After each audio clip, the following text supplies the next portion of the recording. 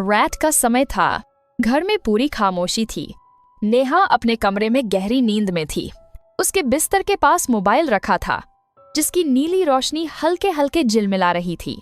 सन्नाटे में अचानक एक आवाज गूंजी, नेहा। वो हल्का सा करवट लेकर हिली, आंखें बंद रखते हुए बोली, माँ। कोई जवाब नहीं आया। नेहा ने फिर से करवट बदली। तभी वही आवाज दोबारा सुनाई दी, इस बार और करीब से, नेहा उठ जा। उसने आंखें खोलीं। कमरा आधा अंधेरे में डूबा था। चांदनी केवल एक कोने से भीतर आ रही थी। दरवाजे के पास कोई खड़ा था। कौन है? नेहा ने धीमी आवाज में पूछा। कोने में खड़ी लड़की ने कहा, मैं हूं, आरती, चल मेरे साथ। नेहा का दिल एक पल को जोर से धड़क उठा। आरती उसकी सबसे अच्छी दोस्त थी, लेकिन वो तो दूसरे शहर में रहती थी और वो तो 1 साल पहले मर चुकी थी। नेहा अब भी आधी नींद में थी, कुछ समझ नहीं पा रही थी। तू यहाँ क्या कर रही है? नेहा ने पूछा। आरती चुप रही। उसका चेहरा अंधेरे में छिपा हुआ था, बस उसकी आंखों में हल्का सा सफेद उजाला चमक रहा था। बहुत जरूरी बात है, उसने कहा। चल मेरे साथ। अभी? नेहा ने घड़ी देखी, रात के 2:47। तू मुझे मना नहीं कर सकती, आरती ने धीरे से कहा। समय बहुत कम है। नेहा ने डर के साथ कंबल हटाया और धीरे धीरे बिस्तर से उतरी। कमरा ठंडा लग रहा था, जैसे किसी ने उसमें बर्फ बिखेर दी हो। तू अंदर कैसे आई? नेहा ने पूछा। आरती बोली, दरवाजा खुला था। नेहा ने मुड़कर देखा, सच में दरवाजा आधा खुला था। उसके सीने में एक अजीब सा डर उठ गया। चल, आरती ने कहा, पीछे मत देखना। दोनों धीरे धीरे सीढ़ियां उतरने लगीं। नेहा के हर कदम से फर्श पर हल्की आवाज गूंजती थी। हर कदम के साथ हवा और ठंडी होती जा रही थी। आरती घर के पीछे वाले आंगन की ओर जा रही थी, जहां घना अंधेरा था। वह क्या है? नेहा ने पूछा। आरती ने कुछ नहीं कहा, बस हाथ के इशारे से चुप रहने को कहा। दोनों आंगन के कोने में रुकीं। वहां जमीन में किसी पुराने कुएं का टूटा हुआ हिस्सा नजर आ रहा था, जैसे कोई पुराना ढांचा मिट्टी के नीचे दबा हो। आरती बोली, यही है, झांक कर देख। नेहा झुकी और अंदर झांका। भीतर सिर्फ अंधेरा था। बस हवा का एक तेज झोंका उठा और उसके बालों को उड़ा गया। एक पल को उसे ऐसा लगा जैसे किसी ने उसके कान में फुसफुसाया हो, नेहा। वह झटके से पीछे हट गई। ये कैसी जगह है आरती? आरती ने हल्के से मुस्कुराया, ठंडी अजीब मुस्कान। याद है पिछले साल हम दोनों यहाँ खेलने आए थे? नेहा सोच में पड़ गई। हाँ, लेकिन तब मैं यहीं गिर गई थी। आरती की आवाज अब ठंडी और खोखली हो गई। तू भाग गई थी नेहा, मुझे अकेला छोड़ दिया था। नेहा के हाथ कांपने लगे। नहीं, वो हादसा था। मुझे लगा तू बच गई थी। आरती की आंखों में अब सफेदी नहीं, बल्कि काला धुआं घूम रहा था। मैं बच गई थी? उसकी आवाज़ें एक साथ कई दिशाओं से आई, जैसे हवा बोल रही हो। नेहा पीछे हटने लगी, लेकिन आरती ने उसका हाथ पकड़ लिया। एक बर्फीली सनसनी ने उसके शरीर को झकझोर दिया। अब तू भी मेरे साथ चल, आरती बोली। मैं अकेली नहीं रह सकती। नेहा चीखने ही वाली थी कि पीछे से जोर की आवाज आई। घड़ी ने 3 बजने का इशारा दिया और अगले ही पल आरती गायब हो गई। बस मिट्टी के नीचे से एक हल्की सी गीली खुशबू उठी, मिट्टी और पानी की। नेहा बेहोश होकर जमीन पर गिर गई। जब उसकी माँ ने उसे उठाया, नेहा अब भी बेहोश थी। उसके हाथ पर कुछ लिखा हुआ था, वापस आना होगा। नेहा ने आंखें खोलीं। कमरा वही था, सब कुछ पहले जैसा, लेकिन एक चीज बदल गई थी। उसके हाथ पर वही शब्द उकेरे थे, वापस आना होगा। उसका गला सूख गया। उसने घबराकर हाथ रगड़ा। लैंड। इखावट हल्की पड़ी, लेकिन पूरी तरह मिट नहीं सकी।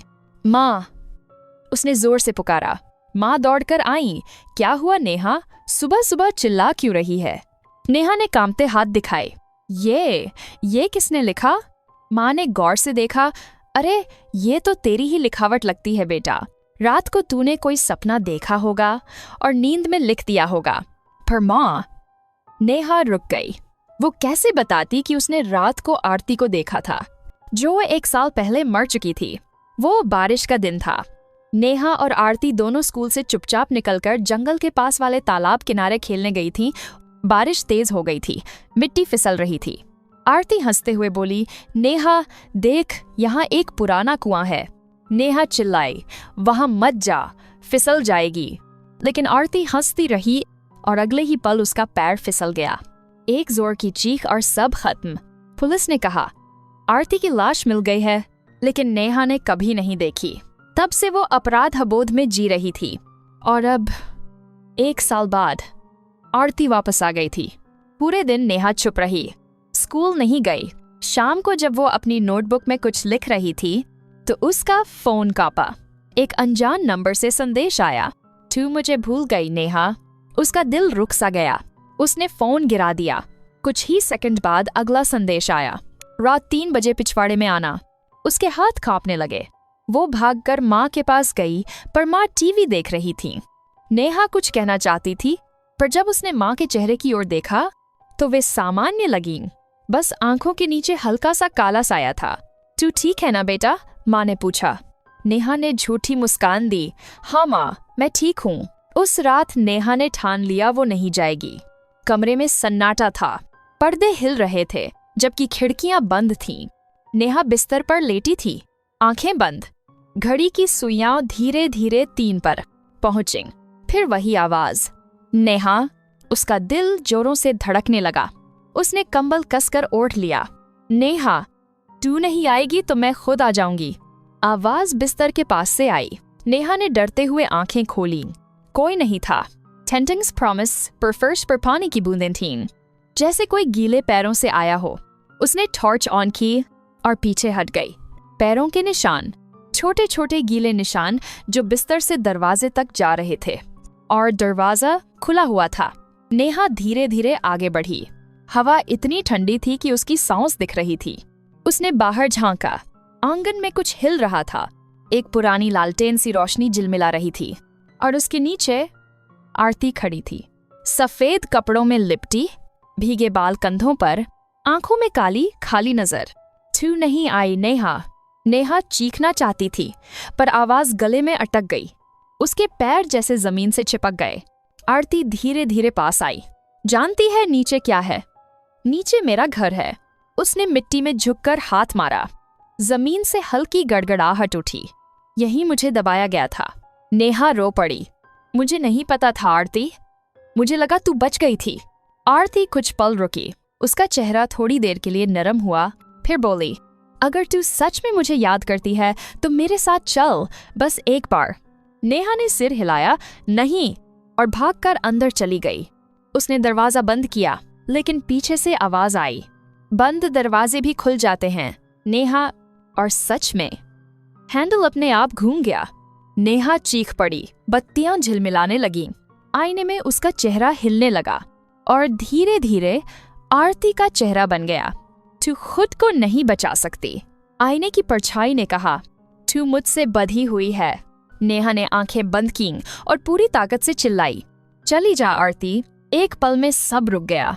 बत्तियां बंद हो गईं। सिर्फ एक ठंडी हवा चली और कमरा फिर से शांत हो गया। नेहा जमीन पर गिर गई। सांस तेज चल रही थी। सुबह तक उसने आंखें नहीं मूंदी। अगली सुबह माँ ने देखा पिछवाड़े की मिट्टी खुदी हुई थी, जैसे किसी ने रात में वहां कुछ खोदा हो। वहीं से एक पुरानी चांदी की लॉकेट मिली। अंदर 2 तस्वीरें थीं, एक आरती की और एक नेहा की। माँ ने पूछा, ये किसकी है? नेहा चुप रही। उसने लॉकेट उठाया और तभी उसके कान के पास वही जानी पहचानी फुसफुसाहट आई, अब तू मेरी है।